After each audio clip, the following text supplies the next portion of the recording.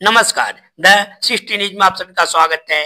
मैं कवि मुकेश। यह तस्वीर है बिहार में भ्रष्ट व्यवस्था परिवर्तन का। यह आगाज है बिहार में पलायन, बेरोजगारी, भ्रष्टाचार को जड़ से मिटाकर शिक्षा, स्वास्थ्य पर कुछ बेहतर करने का। जी हाँ, पटना सत्याग्रह आश्रम में जन स्वराज की ओर से आयोजित भव्य व विशाल होली मिलन समारोह इस बात की ओर संकेत कर रहा है कि अब वो दिन दूर नहीं जब बिहार की बदहाली को दूर कर बिहार का कायाकल्प किया जाएगा। इसके लिए बिहार के कोने कोने से पहुंचे हजारों हजार की संख्या में जन स्वराजी कार्यकर्ताओं ने दृढ़ संकल्प लिया। साथ ही सभी ने एक दूसरे को गुलाल लगाकर प्रेम, भाईचारे और सौहार्दपूर्ण वातावरण में मिलकर एक दूसरे को गले लगाते हुए देखे गए।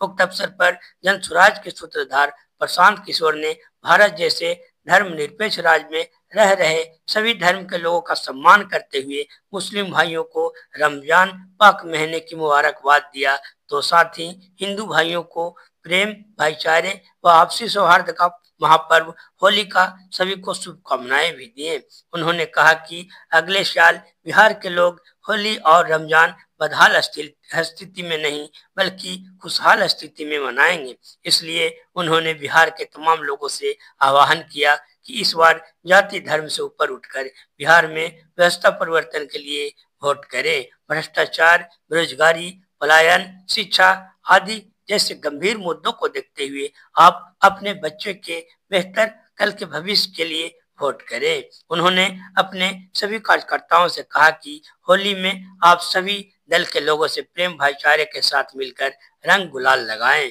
और उन्हें गले लगाएं। उन्होंने आगे कहा कि प्रेम में वो ताकत है कि जिससे हर गिले शिकवे को मिटाकर दुश्मन को भी दोस्त बनाया जा सकता है और प्रेम ही जन स्वराज अर्थात जनता का सुंदर राज स्थापित करने में अहम भूमिका निभाएगी। इसके लिए जन स्वराज के हर कार्यकर्ताओं को 25 लोगों को पार्टी में जोड़ने के लिए लिस्ट जारी भी किया गया है ताकि आगामी 11 अप्रैल 2025 को पटना के गांधी मैदान में ऐतिहासिक रैली आयोजित हो सके।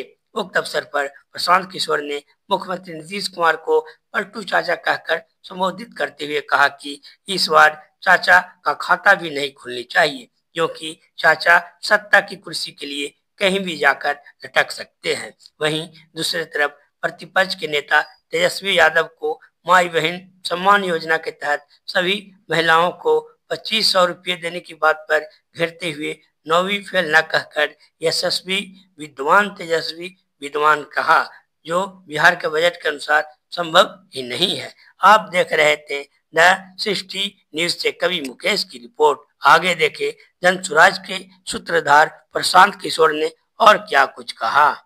भाजपा ही तो पीछे से सरकार चलवा रही है, सामने से नीतीश कुमार को मुखौटा रखा है।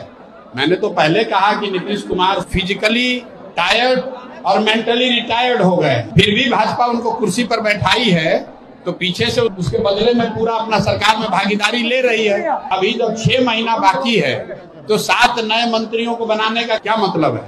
उसका 2 ही मतलब है कि कुछ संसाधन लूट का काम और बढ़ाया जाए और जनता को जाते जाते जितना लूट सकते हैं लूट लें और कुछ जातियों को संदेश भेजे कि भाई तुम्हारे जाति के एक नेता को मंत्री बना दिए।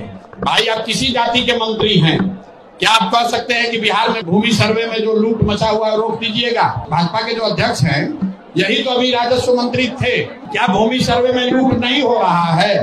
क्या कोई मंत्री ये कह सकता है कि बिहार में स्मार्ट मीटर के नाम पर जो धांधली बदमाशी हो रही है रुक जाएगा? क्या बिहार से भ्रष्टाचार रुक जाएगा?